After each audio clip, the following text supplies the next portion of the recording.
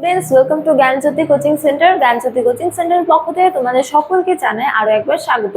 তো স্টুডেন্টস, আজকে আমি যে বিষয় নিয়ে পুনরায় তোমাদের সামনে চলে এসেছি তা হলো গুপ্ত যুগের গিল্ড বা নিগম ব্যবস্থার সম্পর্কে। তো আলোচনা শুরু করার পূর্বে তোমাদের একটা ছোট ইনফরমেশন দিয়ে রাখি। তোমরা যারা এখনো আমাদের সাথে যুক্ত হওনি কিংবা যুক্ত হতে চাইছো, তারা উপরের এই দুটো নম্বরের মধ্যে যে কোনো একটিতে যোগাযোগ করে আমাদের সাথে যুক্ত হতে পারো। চলো আর দেরি না করে আমরা আজকের আলোচনা শুরু করি। তো আজকের আমার আলোচনা হলো কি গুপ্ত যুগের গিল্ড বা নিগম ব্যবস্থা সম্পর্কে। তো এক্ষেত্রে প্রথমে আমরা আলোচনা করব যে কোন কোন উপাদান থেকে আমরা গুপ্ত যুগের গিল্ড বা নিগম ব্যবস্থা সম্পর্কে জানতে পারি। তো বলা হয়েছে যে বিভিন্ন লেখক যেমন মান্দাসর লেখক, স্কন্দগুপ্তের লেখক, পাহাড়পুর তাম্র শাসন, তারপরে দামোদর তাম্র শাসন থেকে আমরা গুপ্ত যুগের গিল্ড বা নিগম ব্যবস্থা সম্পর্কে জানতে পারি। তো এবারে আমরা আলোচনা করব যে গিল্ড কি নিয়ে, ঠিক আছে। তো বলা যায় যে গুপ্ত যুগের জীবনযাত্রার অন্যতম প্রধান বৈশিষ্ট্য ছিল গিল্ডগুলি। তো গিল্ড কি, এক্ষেত্রে বলা যায় যে গুপ্ত যুগে ভারতের শিল্প ও বাণিজ্য যে সংস্থাগুলির মাধ্যমে পরিচালিত হতো সেই সংস্থাগুলিকে গিল্ড বলা হতো। অর্থাৎ কোনো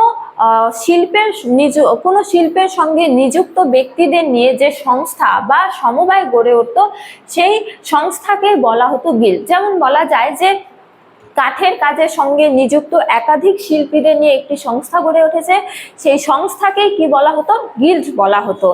তো অর্থাৎ বলা যায় যে গিল্ডগুলি হলো এক ধরনের কি সংস্থা। তো এই গিল্ডগুলির বিভিন্ন নামকরণ রয়েছে, যেমন এই গিল্ডগুলি শ্রেণী, পুক এবং কি সংঘ নামেও পরিচিত ছিল। তো একাধিক গিল্ড রয়েছে, যেমন অধ্যাপক রিস ডেভিস গুপ্ত যুগের 18টি গিল্ডের কথা উল্লেখ করেছেন। এই 18টি গিল্ডের মধ্যে অন্যতম কয়েকটি গিল্ড হলো কাষ্ঠশিল্পী, ধাতু শিল্পী, প্রস্তরশিল্পী, তাঁতি, চর্মকার, মৃৎশিল্পী, জেলে, তারপরে কসাই, শিকারী, পাচক, নাপিত ইত্যাদি আরো গিল্ডগুলি রয়েছিল গুপ্ত যুগে। তো এবার আমরা আলোচনা করব এই গিল্ডগুলির গুরুত্ব কি। তো বলা যায় যে এই গিল্ডগুলির মানে প্রতিটি গিল্ডের আলাদা আলাদা নিয়ম কানুন ছিল এবং প্রায় নিয়মিতভাবে এই গিল্ডগুলির কিন্তু সভা বসতো। তো এই গিল্ডগুলির গুরুত্বের ক্ষেত্রে আমরা বলতে পারি প্রথমত যে এই গিল্ডগুলি কর্তৃক গৃহীত সিদ্ধান্ত রাষ্ট্রের কর্তৃক গৃহীত সিদ্ধান্তের সমতুল্য বলে বিবেচিত হতো। অর্থাৎ এই গিল্ডগুলি যদি কোনো নিয়ম কানুন যে গ্রহণ করতো, সেই নিয়ম কানুনকে কিন্তু রাষ্ট্র কর্তৃক গৃহীত নিয়ম কানুনের সঙ্গেই তুলনা করা হতো, অর্থাৎ তার সমান মর্যাদা দেওয়া হতো। ফলে কি গুপ্ত যুগের ব্যবসা বাণিজ্য এবং শিল্পের অগ্রগতি ঘটেছিল। এছাড়া দ্বিতীয় তমের ক্ষেত্রে বলা যায় যে এই গিল্ডগুলির অভ্যন্তরীণ ধনী ব্যক্তিদের রাষ্ট্র মর্যাদা দিত, কেননা এই ধনী ব্যক্তিরা অর্থনৈতিক ক্ষেত্রে গুরুত্বপূর্ণ প্রভাব ফেলতো। এছাড়া তৃতীয় তমের ক্ষেত্রে বলা যায় যে এই গিল্ডগুলি হলো সমাজের অন্যতম অলংকার বা শ্রেষ্ঠ শক্তি এই গিল্ডগুলি ছিল। এছাড়া আরো বিভিন্ন গুরুত্ব রয়েছে, যেমন বলা যায় যে কোনো পেশার মধ্যে যদি কোনো সমস্যা দেখা দিত তাহলে কিন্তু এই গিল্ডগুলির মাধ্যমে সেই সমস্যা দূর করা হতো।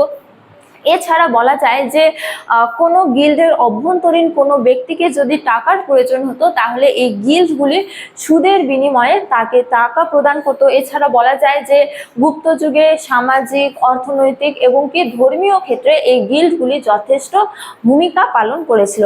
তো স্টুডেন্টস, এই ছিল আজকে আমার আলোচনার বিষয়। তোমাদের ভিডিওটি ভালো লাগলে অবশ্যই ভিডিওটি লাইক করে বন্ধুদের সঙ্গে শেয়ার করো এবং আমাকে অবশ্যই কমেন্ট করে জানিও তোমাদের ভিডিওটি কেমন লেগেছে। তোমাদের সাথে দেখা হবে অন্য এক ভিডিওতে অন্য এক টপিক নিয়ে। ততক্ষণ ভালো থাকো, সুস্থ থাকো। Thank you.